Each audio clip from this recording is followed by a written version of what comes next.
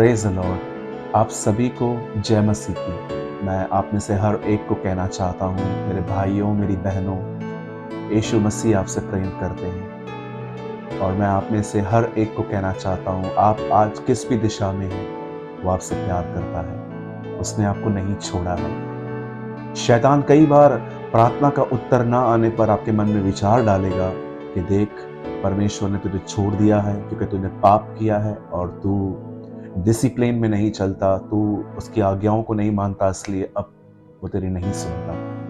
मेरे भाइयों मेरी बहनों, याद रखिए, जब हम परमेश्वर की आज्ञाओं पर नहीं चलते तो मैं बहुत अच्छे से जानता हूं कि ये बात प्रभु को पसंद नहीं है, लेकिन मैं आपको ये भी कहना चाहता हूं, उसके बाद भी वो आपको नहीं छोड़ेगा। वो आपको सिखाएगा, समझाएगा, ट्रैक पे लेके आएगा। लेकिन कभी इस बात पर बिलीव न करें कि परमेश्वर ने आपको छोड़ दिया है और अब वो आपके साथ नहीं है। यीशु ने कहा, जगत के अंत तक मैं तुम्हारे साथ हूँ। और एक जगह पे ये भी लिखा गया है कि मैं तुम्हें कभी न छोड़ूंगा और न कभी त्यागूंगा। मेरे भाइयों मेरी बहनों, खुदा आपके साथ है।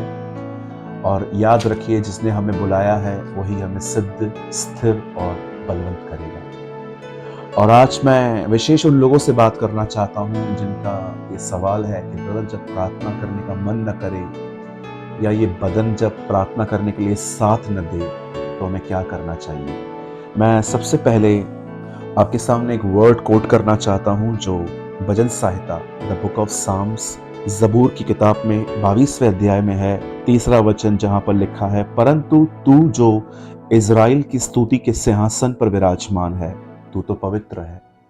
बहुत बार हमारे लाइफ में ऐसी सिचुएशंस आती हैं जब हमें प्रार्थना करने का बिल्कुल भी मन नहीं करता। कभी कभी तो हम करना चाहते हैं, लेकिन ये बदन हम पर इतना हावी हो जाता है कि हम चाहकर भी नहीं कर पाते। कुछ लोग हैं जो कमरों में प्रभु के साथ बहुत अच्छा समय बिताना चाहते हैं, लेकिन बस 10 मिनट, 15 मिनट और आधे घंटे के बाद हम उठ जाते हैं, हम खड़े हो जाते हैं, क्योंकि हमारा बदन हमें बैठने नहीं देता। तरह तरह के विचार हमारे अंदर आते हैं। मेरे भाइयों मेरी बहनों, मैं आपके सामने आज भी कहता हूँ, मैं प्रार्थना करता हूँ, लेकिन कभी कभी मेरे मन के अंदर भी प्रार्थना करने का विचार नहीं आता। क्यों? क्योंकि मेरा माइंड डाइवर्ट है, डिस्टर्ब है। स्टिल एक एक एक कलीसिया का पासवान पास्टर होने के बाद भी मैं आज भी स्ट्रगल्स करता हूँ, अपने आप को मारता हूँ, कूटता हूँ, वश में लेके आता हूँ। या ये सच है, मैं हर दिन दुआ करता हूँ, लेकिन कई बार मुझे भी स्ट्रगल्स करने पड़ते हैं, क्योंकि कभी बॉडी साथ नहीं देती, कभी माइंड डाइवर्ट होता है, बहुत सारी बातें होती हैं। बाइबल बताती है, एक दिन जब जीसस गैथसेमनी के जो गार्डन, जो एक भाग था, एक बगीचा था, वो वहां पर थे। और आप जानते होंगे वो वहां पर अपने चेलों के साथ थे। बाइबल बताती है कि उसने चेलों को कहा, उठो, प्रार्थना करो कि तुम परीक्षा में न पड़ो। उसने ये प्रार्थना नहीं करने के लिए कही कि प्रार्थना करो कि परीक्षा न आए। उसने कहा, प्रार्थना करो कि तुम परीक्षा में न पड़ो। इट मीन्स परीक्षा तो आ रही है, प्रार्थना करो कि हम उसमें न पड़े। मेरे भाइयों मेरी बहनों, ये सुनने के बाद चेले प्रार्थना नहीं कर रहे थे और जीसस जो था फिर से दुआ करने लग गया, हे पिता, ये प्याला मेरे सामने से हटा। हम सभी उस इंसिडेंट को, उस सत्य घटना को जानते हैं। लेकिन जीसस दोबारा आए तो इनकी आंखें लगभग नींद में थी, ये सो रहे थे। तब यीशु ने उनको कहा, उठो, प्रार्थना करो। और इस बार भी जीसस वापस चले गए और अपनी दुआ में खुदा को पुकारने लग गए। लेकिन जब वो वापस आए, स्टिल वो नहीं कर पाए। तब यीशु उन्हें एक बात कहते हैं कि देखो, शरीर कमजोर है पर आत्मा तैयार है। इंग्लिश में लिखा गया है, flash is weak but spirit is willing. और हमारी हिंदी में लिखा है कि शरीर तो कमजोर है पर आत्मा तैयार है। यीशु क्या बोलना चाह रहा था? यीशु ये कह रहा था कि देखो, तुम्हारी आत्मा तैयार है पर तुम्हारा शरीर उसे करने नहीं दे रहा।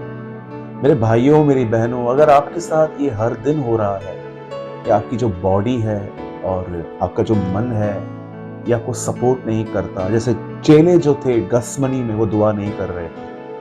मैं आपको बताना चाहता हूं, जब भी आप नींद से उठते हैं या कोई भी आपका जो टाइम है प्रेयर करने का, आप देख रहे हो आपका मन तैयार नहीं है, आपकी बॉडी तैयार नहीं है, मैं आपको एक चाबी देता हूँ, आप प्रार्थना मत करिए, लेकिन पहले ये करिए, उसके बाद आपकी प्रार्थना भी होगी।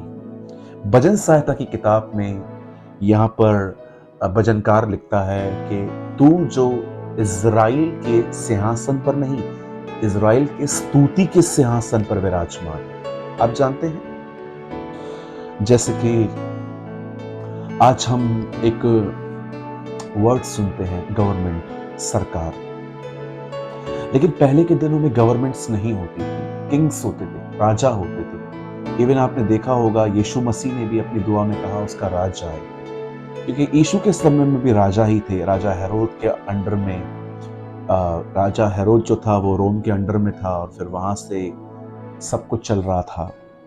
उन दिनों में राज्य होता था। वैसे ही मैं आपको बताना चाहता हूं मेरे भाइयों, मेरी बहनों, जैसे उन दिनों में राजा होते थे और जो राजा होते थे वो एक सिंहासन पर बैठते थे।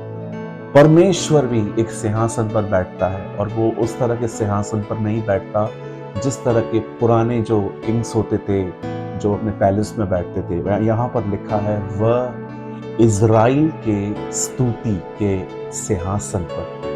आप जानते हो, जब आप परमेश्वर के लिए प्रेस करते हो, जब आप उसे बताते हो वो कौन है, तो वो महान है, वह दयालु है, वह अनुग्रहकारी है। जब आप उसके चरित्र के विषय में उसे प्रेस करते हो कि तो कितना दयालु है, तो कितना अनुग्रह से भरा हुआ है, तो कितना बड़ा मददगार है, तू मेरी सहायता है, तू मेरा सहायक है। आप जब परमेश्वर को प्रेस करते हो, प्रेस करते हो, प्रेस करते हो, मैं आपको कहना चाहता हूँ, लर्न टू प्रेस गॉड। परमेश्वर को महिमा और आदर देना सीखिए।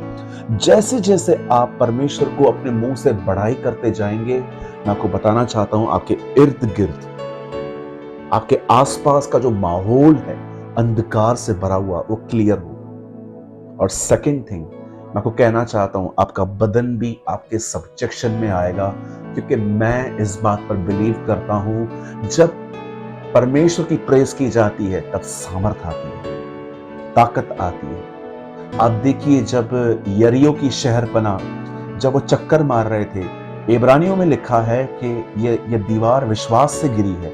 लेकिन आप देखिए, तो वहां पर जब चक्कर मारे जा रहे थे, वहां पर क्या था? वहां प्रेस थी।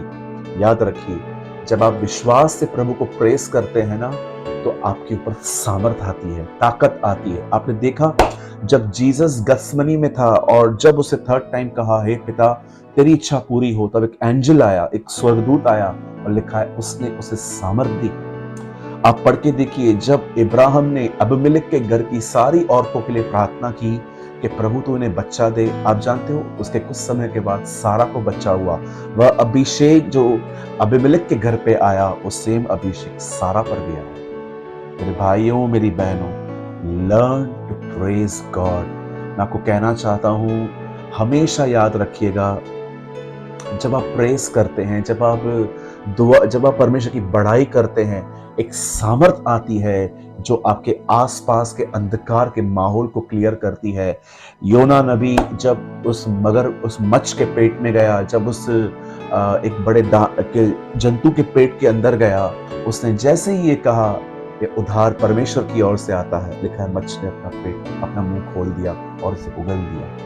इवन मैं आपको बताना चाहता हूं मेरे भाइयों, मेरी बहनों, अगर आपसे कभी भी दुआ नहीं होती है ना, परमेश्वर की बड़ाई करिए, पहले उसे प्रेस करिए। मैंने कुछ 10 प्रेस के वर्ड्स भी लिखे हैं, मैं आपको बाद में दूंगा आर्टिकल के थ्रू।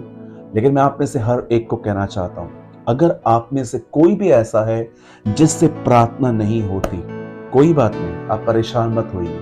कई लोग जब देखते हैं कि मुझसे प्रार्थना नहीं हो रही, तो वो अपने आप को मारना, कूटना, अपने आप को कंडेम करना चालू कर देते हैं। ओ मैं ऐसा हूं, ओ मैं ऐसा हूं, ओ मैं ऐसा हूं। बिल्कुल ऐसा मत करिए। हमेशा याद रखिएगा, आप अपने नहीं हैं, खुदा ने आपको खरीदा है। यीशु ने आपको अपने लहू से परचेस किया है, अब आप उसके हो। और हमें कोई राइट्स नहीं है कि हम उसकी चीज को बुरा कहें कि ये तेरी चीज ऐसी है, वैसी है। नो, हमारे पास हथियार हैं। पौलुस कहता है, परमेश्वर के सारे हथियारों को बांध दो, सारे। सिर्फ वो हथियार जो वहां पर लिखे हैं, सिर्फ वो नहीं, और भी कुछ हथियार हैं। प्रेस भी एक हथियार है। आपने देखा, जैसे वो लोग उस शहरपनाह के आसपास घूम रहे थे, उनके हाथ में कुछ भी नहीं था उसे तोड़ने के लिए। वे जस्ट प्रभु को महिमा दे रहे थे, प्रेस कर रहे थे, प्रभु भला है, उसकी करुणा सदा की है। इवन आप देखिए, जब यहोशापात लड़ने के लिए गया, वहां पर लोग तालियां बजा बजा के परमेश्वर को स्तुति कर रहे थे, प्रेस कर रहे थे। दुश्मन हार गया। हमारा मन एक धोखेबाज चीज है। कई बार आप बैठे रहोगे, मोबाइल में मन लग जाएगा, टीवी देखने में आंखें लग जाएंगी, लेकिन जब बाइबल उठाओगे आपका मन कहेगा नहीं, ये मत कर, ये मत कर, ये मत कर। ये मन जो है, ये कई बार हमें धोखा देता है, ये हमारे विरोध में चलता है। इसीलिए मैं आपसे कहना चाहता हूं, हर चीज मन की नहीं सुननी है। अगर आपको लगता है मुझसे प्रेयर नहीं हो रही, कोई बात नहीं, आराम से बैठिए और बैठे बैठे प्रभु को प्रेस कीजिए। प्रभु आप अनुग्रहकारी हैं, प्रभु आप दयालु हैं, प्रभु आप भले परमेश्वर हैं, प्रभु आप मेरे परमेश्वर हैं, प्रभु आप एक अच्छे चरवाहे हैं। परमेश्वर को प्रेस करिए, प्रेस करिए, प्रेस करिए। एक सामर्थ आएगी आपके कमरे में, आपके माहौल को क्लियर करेगी, और आप देखना आपसे प्रेयर भी स्टार्ट हो जाएगी। आप उसके बाद प्रेस करने के बाद कहोगे, प्रभु मुझे आशीष दे, मुझे ब्लेस कर। मन की मत सुनिए। मन कहेगा ये मत कर, वो मत कर, ये मत कर, वो मत कर, उसकी मत सुनिए। उसे चकमा देना सीखिए। यस, उसे चकमा देना सीखिए। कई बार मन की सुनने के बाद हमें लगता है, हाँ, हम एग्री हो जाते हैं अपने बहानों के साथ। हमारा मन में एक्सक्यूज देता है, नहीं अभी नहीं होगा, हाँ ओके, हम एग्री हो जाते हैं। हमें एग्री नहीं होना है, हमें अपने हथियारों को उठा के यूज करना है। प्रेस करना एक हथियार है। प्रेस करना एक शैतान पे प्रहार है।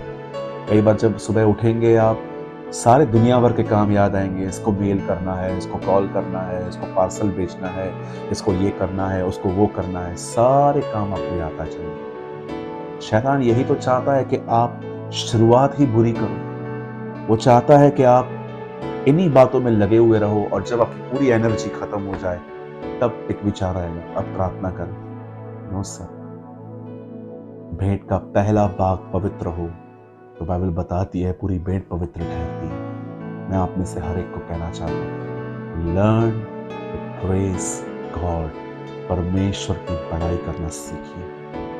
मैं उम्मीद करता हूँ आज के वचन से आपने आशीष पाई होगी, और अगर आप चाहते हैं कि हम बेसिक टीचिंग कंटिन्यू रखें तो हमें ज़रूर कमेंट करके बताएं, और अगर आज के वचन से आपने आशीष पाई तो भी हमें करके बताएं। खुदा आप सबके साथ है। आप सभी को जय मसीह।